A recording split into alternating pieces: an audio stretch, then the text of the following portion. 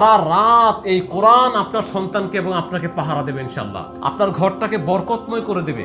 আপনার ঘরে জিন বুত বা অদৃশ্য যে অশুভ শক্তি থাকে কোনো আসর থাকবে না ইনশাআল্লাহ। এটা হচ্ছে প্লাগ ইন কোরআন।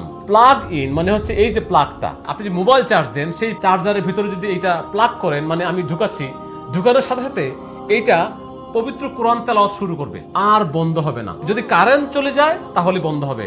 আর আপনি যদি এটা প্লাগ থেকে না খুলেন, 1 বছর যদি না খুলেন, 1 বছরেও এই প্লাগ ইন কোরআন বন্ধ হবে না, কন্টিনিউ কোরআন তেলাওয়াত করতে থাকবে। তাহলে এটার কাজ কি? 24 ঘন্টা কোরআন তেলাওয়াত শোনার জন্য না, এইটা মূলত রাতে কোরআন তেলাওয়াত শোনার জন্য। আপনার বাচ্চা যখন আলাদা রুমে থাকে বা আপনি যখন একা রুমে থাকেন, আপনার ঘরের মধ্যে অন্ধকারে ভয় পায়, আপনার অন্ধকার আর ভয় লাগবে না। এটা যখন আপনি লাগাবেন, লাগানোর পরে এখানে লাইট আছে, লাইটটা অ্যাডজাস্ট করে ডিম লাইটের কাজ করবে, পাশাপাশি কন্টিনিউ কোরআন তেলাওয়াত বাজবে। কিভাবে দেখান?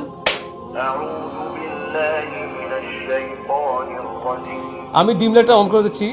القرآن الكريم أعوذ بالله من الشيطان الرجيم।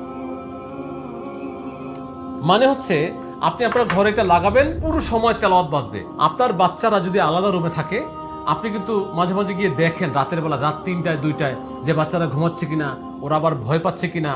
বা ঘরের মধ্যে বরকতের জন্য এই প্লাগ ইন কোরআন আপনার লাগবেই।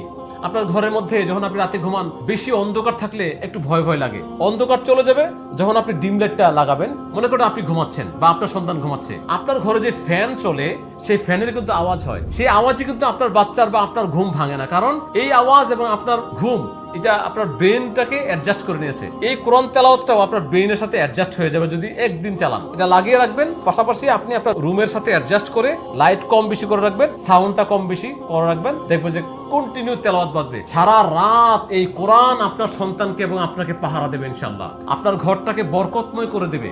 আপনার ঘরে জিন বুত বা অদৃশ্য যে অশুভ শক্তি থাকে কোনো আসর থাকবে না ইনশাআল্লাহ।